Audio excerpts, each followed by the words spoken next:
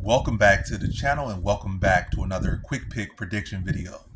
In this video, I'll be predicting the bantamweight bout in RIZIN for the undisputed RIZIN Fighting Federation Championship belt for the bantamweight division as well. So between Juan Archuleta versus Kai Asakura, or Asakura. I'm gonna say Asakura, so Kai Asakura. And how I feel about this one right here is I'm going low confidence Kai Asakura to beat Juan Archuleta and to be in new RIZIN champion. I think he was a former champion as well because he beat Kyoji Horiguchi, so in new again, I guess. But yeah, with this one, very low confidence, not very low confidence, just low confidence, not very low confidence. Kai Asakura here. He's a very underrated fighter. He has wins over Mano Kopp and Hiromasu Ogikubo and Kyoji Horiguchi. So at least 3 big names on the record. Really 2 big names, but and probably a couple more solid names as well. But definitely 2 that stand out is Mano Kopp and Kyoji Horiguchi, despite him rematching both of those guys and losing to both of those guys and being stopped by both of those guys. Yeah, but he's a very solid fighter. Pretty big bantamweight, like 5'8", 5'9". He might even look and appear like to be 5'11", but you're going there with Juan Archuleta. I think the big things that stick out to me is he will be taller than Juan Archuleta, only about 1 inch, 5'7" versus 5'8".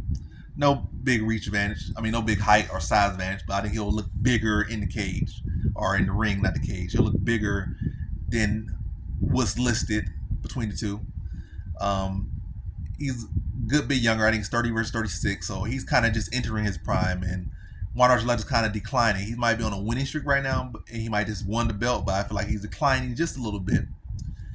And Kai Asakura does seem to have this thing about him where he does seem to do, excel in most cases in the first fight with these fighters. And, have been able to upset or, win fights against, fighters that you might feel like he should not beat. And I feel that's kind of going to play a factor here. And also with the fact that Juan Archuleta is kind of going, at this point, really below lightweight, maybe welterweight and below.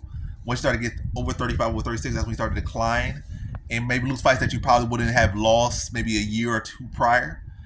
And I just feel like it's all kind of leaning in a fight that's really close and competitive. And Archuleta has been kind of struggling a little bit in the striking. He hasn't been looking as sharp as he did maybe 3 years ago in the striking. Like he's declining a little bit in those things. And I feel like Asakura, with his height and his length and his awkwardness, I think he could cause Archuleta issues. I feel like he can stuff some of Archuleta's takedowns. He could be long, he could be lanky.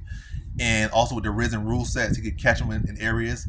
Maybe if Archuleta's kind of started, cross sniffing a little bit, maybe catch him like a knee or something, or catch him like a short head kick or whatever that probably was targeted to the body. But I could definitely see something funky. I see this as a very competitive fight, but also a very funky fight where they're both going to be trying to, struggling a little bit to figure each other out because they both kind of have awkward time and they're both unorthodox fighters. Not to say they're untechnical or not textbook, but they have, their own ways of going about things.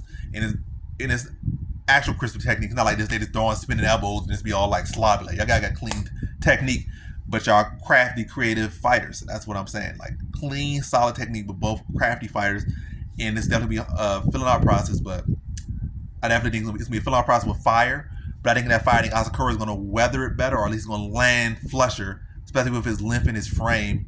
Probably catch Juan Archuleta probably diving a little bit, reaching, trying to cover that distance, and might probably going to intercept him with like a head kick or a body kick that's going to land on the chin, I think, like in the second round. But a very competitive fight up to that point, but then it's going to be like that. Like the switch is going to turn off, and Asakura is going to pull off the, I guess, minor upset in this one and get his hand raised, and that's how I predict this fight to go. So in this one, I got Kai Asakura via second round TKO.